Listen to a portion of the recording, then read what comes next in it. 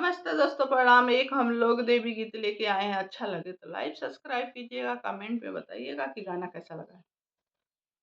मंदिर में उड़ेला गुलाल, मैया के रंग केसरिया। मंदिर में उड़ेला गुलाल, मैया के रंग केसरिया। मंदिर में उड़ेला गुलाल, मैया का रंग केसरिया।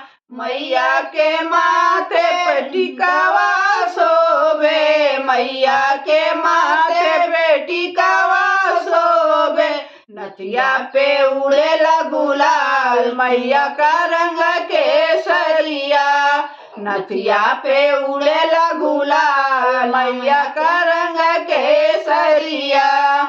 मंदिर में उड़ेला गुलाल, मैया का रंग केसरिया। मंदिर में उड़ेला गुलाल, मैया का रंग केसरिया।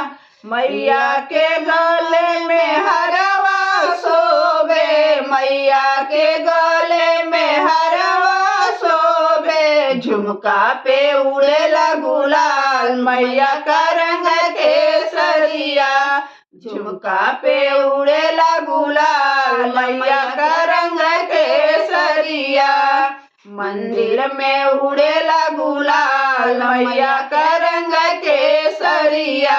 मंदिर में उड़ेला गुलाल, मैया का रंग केसरिया। मैया के अंगों में चुनरी शोभे, मैया के अंगों में चुनरी शोभे।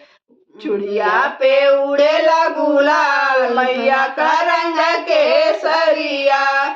चुनरी पे उड़ेला गुलाल, मैया का रंग केसरिया। मंदिर में उड़ेला गुलाल, मैया का रंग केसरिया। मंदिर में उड़ेला गुलाल, मैया का रंग केसरिया।